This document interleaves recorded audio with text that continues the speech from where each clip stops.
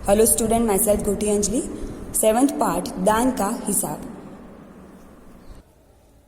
इस पार्ट में हमें एक राजा की स्टोरी दी है। जो राजा है वो दान करता है और दान करते करते उस दान का हिसाब कहाँ तक पहुँच जाता है उसके बारे में हमें एक स्टोरी दी हुई है। एक था राजा। राजा जी लगभग कपड़े पहनकर यूँ तो हजारों रुपये खर्च करते रहते थे, पर दान के वक्त उनकी मुट्ठी बंद हो जाती थी। तो मतलब कि एक राजा था जो लकदक मीन्स कि बहुत ही अच्छे भारी कपड़े वो पहनते थे, लेकिन उसमें वो हजारों रुपये खर्च कर देते थे, लेकिन दान के वक्त उनकी मुट्ठी बंद हो जाती थी। वो बहुत ही मीन्स कंजूस थे, कभी भी दान नहीं करते थे। वो अपने कपड़ों और जेवरों के पीछे बहुत पैसे खर्च करते थे, लेकिन दान में कभी भी वो 1 रुपया भी नहीं देते थे। राज्यसभा में एक से एक नामी लोग आते रहते थे, लेकिन गरीब, दुखी, विद्वान, सज्जन इनमें से कोई भी नहीं आता था, क्योंकि वहाँ पर इनका बिल्कुल सत्कार नहीं होता था।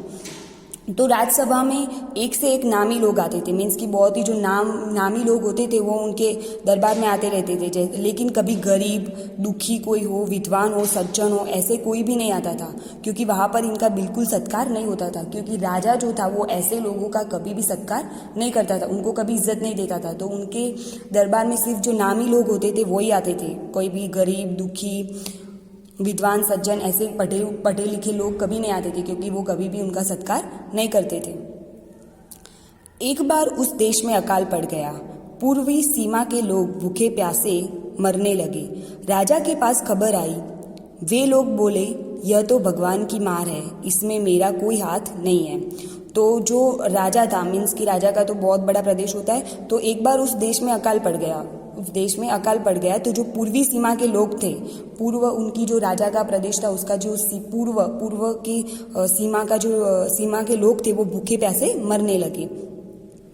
राजा के पास खबर आई, तो राजा जब वो भूखे प्यासे मरने लगे तो राजा के पास खबर आई कि ये सब लोग भूख और प्यास की वजह से मर रहे हैं। तो राजा में उसने क्या बोला कि यह तो भगवान की मार है, इसमें मेरा कोई हाथ नहीं है। ये तो जो अकाल पड़ा है वो भगवान ने किया है, तो उसमें मेरा कोई हाथ नहीं है, ये तो भगवान की मार है। लोगों ने कहा, महाराज राज भंडार से हमारी सहायता करने की कृपा करें। तो लोगों ने क्या कहा कि महाराज जो राज भंडार है उसमें से हमारी सहायता करने की कृपा करें। राज भंडार की मतलब कि जो राजा का उनके जो पैसे और वो सब थे उस भंडार में से कृपा आप हम पर करें। जो लोग भूख और प्यास की वजह से मर रहे तो उनकी मदद करें, जिससे हम लोग दूसरे देशों से अनाज खरीद कर अपनी जान बचा सकें। तो लोग क्या बोलते हैं कि आप अपने राज भंडार से हमें मदद करो, तो दूसरे देश जहाँ पे अकाल नहीं है उस देश में से भी हम अनाज खरीद कर अपनी जान बचा सकते हैं। राजा ने कहा, आज तुम लोग अकाल से पीड़ित हो, कल पता चलेगा कहीं भूकंप आया है, परसों सुनूंगा कहीं के लोग बड़े गरीब हैं, 2 वक्त की रोटी नहीं जुटती। इस तरह सभी की सहायता करते करते जब राज भंडार खत्म हो जाएगा तब खुद मैं ही दिवालिया हो जाऊंगा। यह सुनकर सभी निराश होकर लौट गए। तो जब लोगों ने ये कहा कि राजा आप अपनी राज भंडार से हमारी सहायता करें तो हम दूसरे देश से अनाज खरीद कर अपनी जान बचा सकते हैं। तो राजा ने कहा, आज तुम लोग अकाल से पीड़ित हो, कल पता चलेगा कि कहीं भूकंप आया है। आज अकाल, आप जैसे इस देश में अकाल पड़ा है उसी तरह अगर कल को भूकंप आया, फिर परसों आप अगर कई लोग बड़े गरीब है और 2 वक्त की उनकी रोटी भी नहीं मिल रही है, तो उस तरह की सहायता करते करते राज भंडार खत्म हो जाएगा। तो राजा बोलता है कि आज अकाल पड़ा है, कल भूकंप आएगा, परसों लोग गरीब हो गए, तो मैं ऐसे ही राज भंडार से लोगों की सहायता करता रहा तो राज भंडार एक दिन खत्म हो जाएगा ऐसे लोगों की सहायता करते करते, और तब मैं खुद ही दिवालिया हो जाऊंगा। मीन कि मेरे पास खुद के पास ही कोई पैसा नहीं बचेगा। यह सुनकर सभी निराश होकर लौट गए। जब राजा ने ये बोला तो सब लोग निराश हो गए, क्योंकि उनको सहायता नहीं मिली। वो राजा से उम्मीद लेकर आएंगे कि राजा उनकी सहायता करे, लेकिन राजा ने तो ये बोल दिया, सहायता करने से मना कर दिया। तो तभी जो सब लोग थे वो निराश होकर वहां से चले गए।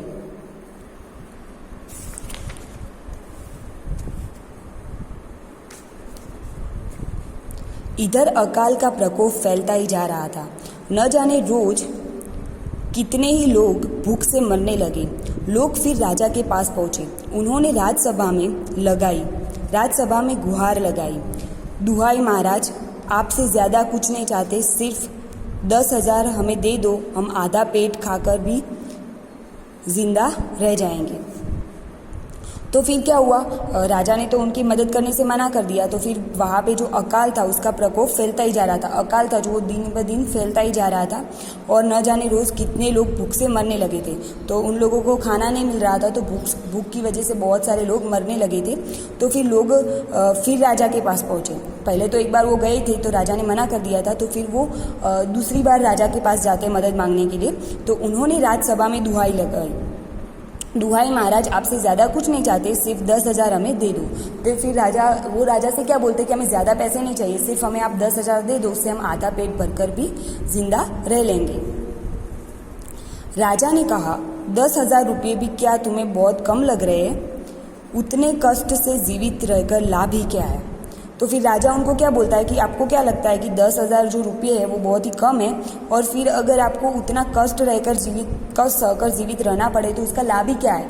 आप अगर 10,000 में दूंगा फिर भी आपको आधा पेट ही भरकर जिंदा रहना पड़ेगा, तो उससे आपको क्या होगा? कष्ट होगा। कष्ट मीन्स कि दुख होगा। तो उतना दुख सहकर आपको जिंदा रहने की ज़रूरत ही क्या है?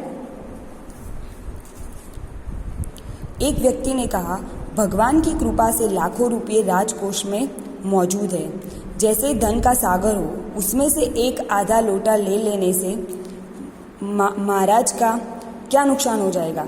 तो फिर जो लोग आए थे उसमें से एक व्यक्ति बोलता है कि भगवान की कृपा से लाखों रुपये राजकोष में है। तो जैसे ही धन का सागर हो, जैसे कि धन का पूरा सागर हो, उतने पैसे आपके राजकोष में हैं, तो उसमें से अगर एक आधा लोटा ले लेने से महाराज का क्या नुकसान हो जाएगा? अगर आधा लोटा मीन्स कि अगर थोड़े पैसे अगर उसमें से हम ले लेते हैं उनके राजकोष में, तो महाराज का कोई नुकसान नहीं जाएगा।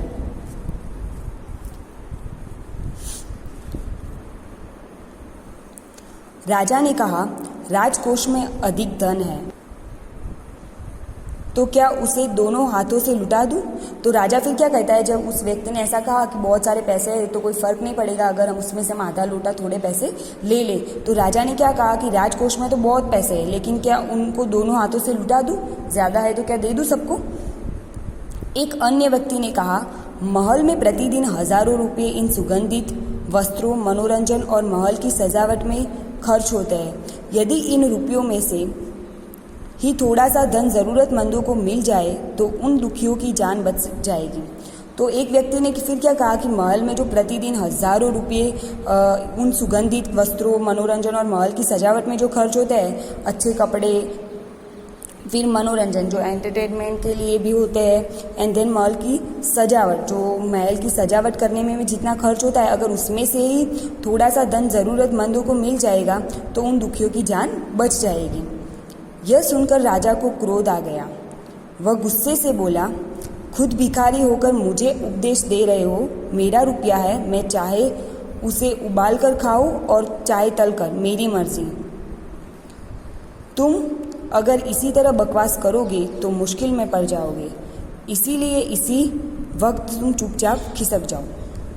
तो जब उसने ऐसा कहा कि जो आपके महल में खर्च हो रहे हैं पैसे, वो अगर नहीं भी होंगे तो कोई फ़र्क नहीं पड़ता, उसमें से थोड़े पैसे अगर ज़रूरतमंद लोगों को मिल जाएंगे तो उनकी जान बच सकती है। तो जब ये कहा तो राजा को गुस्सा आ गया। क्रोध मीन्स कि गुस्सा आ गया। वह गुस्से से बोला, खुद भिखारी होकर मुझे उपदेश रहे हो? तुम खुद तो भिखारी हो और ऊपर से मुझे समझा रहे हो कि मुझे क्या करना चाहिए और क्या नहीं। मेरा रुपया है, मैं चाहे उसे उबाल कर खाऊं चाहे तल कर। तो वो क्या बोलता है कि मेरे पैसे हैं, मैं उसे चाहे उबाल कर खाऊं या तल कर, वो मेरी मर्जी है, तुम उसमें बकवास मत करो। मुश्किल में पड़ जाओगे अगर इसी वक्त तुम चुपचाप खिसक जाओ। अगर तुम ऐसी बात करोगे तो मुश्किल में पड़ जाओगे, उससे तो अच्छा है कि तुम यहाँ से चुपचाप खिसक जाओ। खिसक जाओ मतलब कि यहाँ से चले जाओ। राजा का क्रोध देखकर लोग वहाँ से चले गए। तो फिर राजा बहुत ही गुस्से में थे, तो उनका गुस्सा देखकर जो लोग उनसे मदद की उम्मीद लेकर आए थे वो सब लोग वहाँ से चले जाते हैं। राजा हंसते हुए बोला, छोटे मुंह बड़ी बात। तो फिर राजा बोलता है कि ये लोग छोटे हैं और बड़ी बड़ी बातें करते हैं। अगर 100-200 रुपये होते तो एक बार सोच भी सकता था। पहरेदारों की खुराक 2-4 दिन कम कर दे देता और यह रकम पूरी भी हो जाती, मगर 100-200 से इन लोगों का पेट नहीं भरेगा। एकदम 10,000 मांग बैठे। छोटे लोग के कारण नाक में दम हो गया है। तो फिर राजा जब वो लोग वहाँ से चले जाते हैं तो फिर हंसते हुए बोलता है कि ये लोग छोटे मुँह बड़ी बात कर रहे हैं। अगर 100-200 रुपये होते तो एक बार सोच भी सकता था। अगर उन्होंने 10,000 की जगह पे 100-200 रुपये मांगे होते तो मैं एक बार सोच लेता।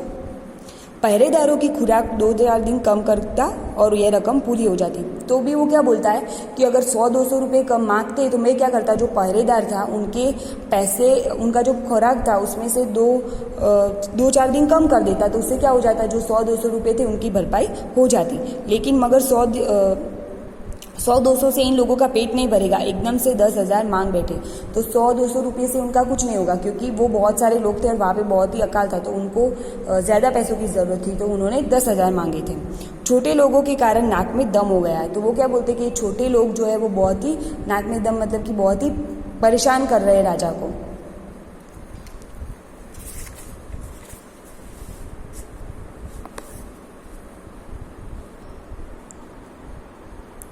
यह सुनकर वहाँ उपस्थित लोग हा हू कह रह गए, मगर मन ही मन उन्होंने भी सोचा, राजा ने यह ठीक नहीं किया। ज़रूरतमंदों की सहायता करना तो राजा का कर्तव्य है।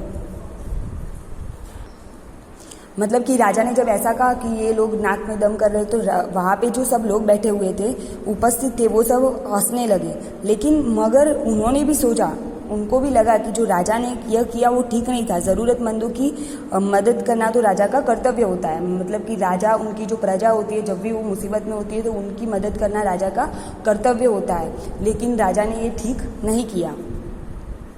2 दिन बाद न जाने कहाँ से एक बुढ़ा सन्यासी राजसभा में आया। उसने राजा को आशीर्वाद देते हुए कहा, दाता कर्ण महाराज, बड़ी दूर से आपकी प्रसिद्धि सुनकर आया हूँ, सन्यासी की इच्छा पूरी कर दे। फिर 2 दिन जब वो लोग चले गए, उसके 2 दिन बाद न जाने कहाँ से एक बुढ़ा सन्यासी राजसभा में आया। यहाँ पे हम देख सकते हैं वो जो बुढ़ा सन्यासी है उसकी पिक्चर हमें दी है और ये राजा है। तो वो बुढ़ा सन्यासी राजसभा में आया और राजा को आशीर्वाद देते हुए कहा, दाता कर्ण महाराज। उसको राजा को उसने आशीर्वाद दिया और फिर बोला, दाता कर्ण महाराज। कर्ण महाराज मतलब कि वो उनकी राजा की जो कंपैरिजन थी उसने कर्ण से की। कर्ण क्या था, तो वो एक बहुत बड़ा दानवीर था। वो ऐसा दानी था कि वो अपना सब कुछ भी दान कर सकता था। वो बहुत बड़ा दानवीर था। इसीलिए जो ये सन्यासी था उसने इस राजा को क्या बोला, कर्ण दाता कर्ण महाराज, आपकी प्रसिद्धि सुनकर यहाँ आया हूँ, सन्यासी की इच्छा पूरी कर दे। वो क्या बोलता है, आपकी प्रसिद्धि मैंने बहुत सुनी है, उसकी वजह से मैं आज यहाँ पे आया हूँ और मेरी जो इच्छा है वो आप पूरी कर दे। अपनी प्रशंसा सुनकर राजा बोला, ज़रा पता तो चले तुम्हें क्या चाहिए, यदि थोड़ा कम मांगो तो शायद मिल भी जाए। तो राजा ने, जो सन्यासी ने उनको दाता कर्ण कहा तो वो बहुत ही खुश हो गया और बोला कि आपकी प्रसिद्धि सुनकर आया हूँ। तो उनकी प्रशंसा सुनकर वो खुश हो गया और बोलता है कि आप बताओ कि आपको क्या चाहिए, अगर कम मांगोगे तो शायद मिल भी जाए। सन्यासी ने कहा, मैं तो सन्यासी हूँ, मैं अधिक धन का क्या करूँगा। राजकोष से 20 दिन तक बहुत मामूली भिक्षा प्रतिदिन लेना चाहता हूँ। भिक्षा लेने का नियम इस प्रकार है, मैं पहले दिन जो लेता हूँ दूसरे दिन दुगुना और तीसरे दिन उसका दुगुना और फिर चौथे दिन तीसरे दिन का दुगुना, इसी तरह से प्रतिदिन दुगुना लेता जाऊँ। भिक्षा लेने का मेरा यही तरीका है। तो फिर सन्यासी क्या बोलता है कि मैं तो सन्यासी हूँ, मुझे अधिक धन क्या करूँगा। वो एक सन्यासी है तो बोलता है मुझे ज़्यादा पैसों की ज़रूरत नहीं है, सिर्फ मेरा जो भिक्षा लेने का एक तरीका है कि मैं जो अधिक प्रतिदिन जो भिक्षा लेना चाहता हूँ उसका नियम इस प्रकार है कि जो मैंने आज लिया दूसरे दिन उसका क्या होना चाहिए, दुगना। फिर तीसरे दिन क्या होना चाहिए, जो दूसरे दिन था उसका भी दुगना। फिर चौथे दिन जो तीसरे दिन था उसका भी दुगना। मतलब कि हर रोज़ जितने पैसे होते हैं दूसरे दिन उसको उतना दुगना देना पड़ेगा। दुगना मीन्स कि डबल उसका। तो जितना भी वो आज लेते हैं दूसरे दिन उसका डबल, फिर दूसरे दिन डबल का जितना होता है तीसरे दिन उसका डबल। उस तरह से यही भिक्षा लेता, हर रोज़ मैं भिक्षा लेता हूँ, यही मेरा तरीका है। राजा बोला, तरीका समझ गया, मगर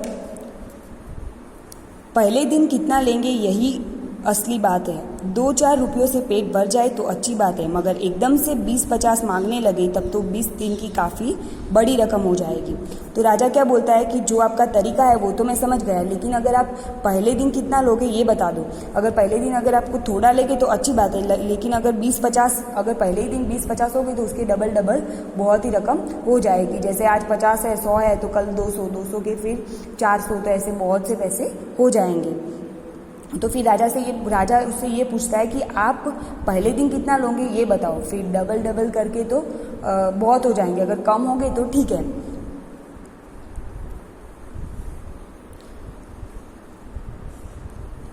बाकी की जो कहानी है वो हम नेक्स्ट वीडियो में देखेंगे।